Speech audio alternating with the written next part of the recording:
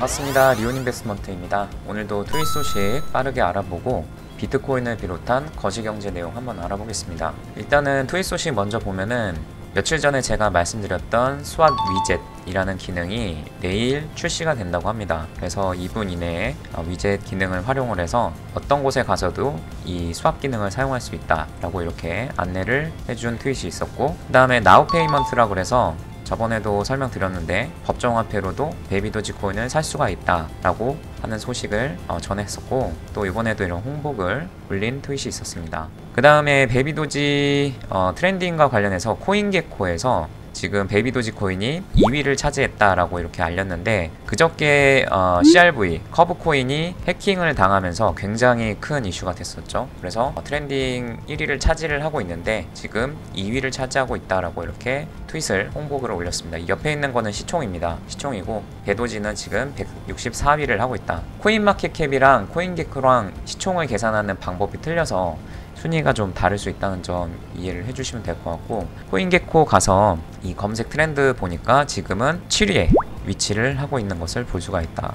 근데 이렇게 대중적인 인기가 검색으로 많이 되고 있음에도 불구하고 뭔가 가격상에는 변화가 없다는 것이 조금은 안타까운 상황입니다. 그리고 라스트 아워 홈이라고 해서 여기는 이제 노견 전문으로 구조활동을 하는 동물단체인 것 같습니다. 그래서 여기서 베도지가 계속 지원을 통해 가지고 이런 노견들이 생을 마감할 때까지 이렇게 안정적으로 사람들을 이제 분양받아 가지고 마지막을 잘 마감할 수 있게 해줘서 감사하다, 그런 트윗이 있었고, 요 내용들이 끝이고 가격상의 변화를 줄 수 있을 만한 그런 트윗은 내용은 없었습니다. 그래서 지금 조금 우려되는 거는 이게 지금 노란색이 TVL이고 분홍색이 가격입니다. 가격이 지속적으로 이렇게 하락을 하고 있는데 TVL 물량은 늘어나야 이 스테이킹이라든지 대출이라든지 장기적으로 코인을 잠그는 그런 물량이 늘어나야 되는데, 지금 최근에 보면은 지속적으로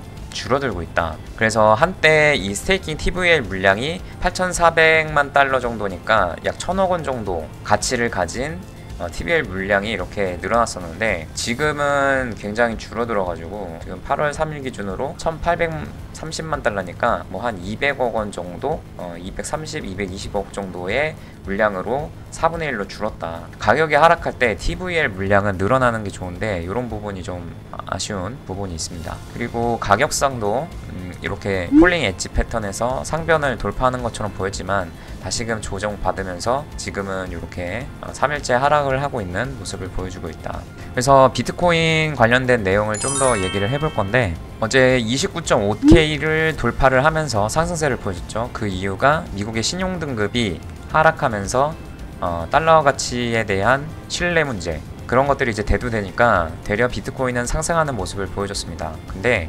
어제 ADP 비농업 부분 고용지표가 예상치보다 굉장히 좋게 실적이 나왔습니다. 여기 보면은 ADP 비농업 부분 고용 변화가 예측치가 18만 9천 건인데 실제가 32만 4천 건으로 고용이 굉장히 좋아진 거죠. 사실 고용이 좋아졌으니까 미국 경제에도 좋은 거 아니냐라고 생각해 볼 수도 있지만은 지금 상황에서 계속적으로 물가 상승에 대한 우려가, 인플레이션에 대한 우려가 있는 상황에서 이렇게 고용 지표가 너무 과도하게 좋은 거는 사실상 미국 연준이 이런 긴축에 대한 스탠스를 지속적으로 유지한다든지 아니면은 금리를 추가로 상승시킬 수 있는 요인이 될 수가 있기 때문에 시장에서는 굉장히 증시 상승에 대한 부분이 위험 부담으로 되려 이제 리스크한 부분으로 여겨졌던 거죠. 그래가지고 어제 어떤 일이 있었냐면은 여기 이게 10년물 미국의 국채 수익률인데, 자, 수익률입니다. 가격이 아니고. 그래서 미국의 국채 가격과 수익률은 반대로 움직이죠. 이 국채 수익률이 높아졌다는 것은 미국의 국채를 매도했다라는 것인데, 그 이유가 뭐냐면은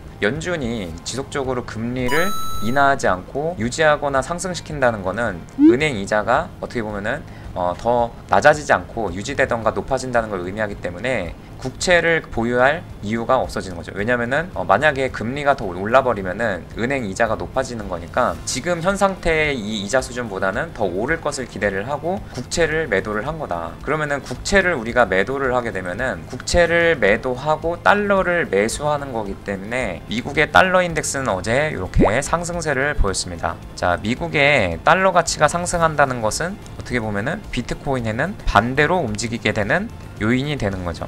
왜냐면은 미국의 같은 화폐인데 미국의 달러 가치가 높아져 버리면은 비트코인에 대한 매력도가 떨어진다고 볼 수 있죠. 어제 이렇게 하락하게 된 원인은 결국에는 매우 높은 고용이 지속적인 연준의 금리 인하를 하기보다는 현 상태를 높은 고금리 상태를 유지를 한다는 것을 의미를 하는 거니까 그 실망 우려 때문에 금리 인상 혹은 지속에 대한 우려 때문에 이렇게 달러 인덱스 상승했고 비트코인은 하락을 하게 된 것이다 라고 이해를 하면 되겠습니다.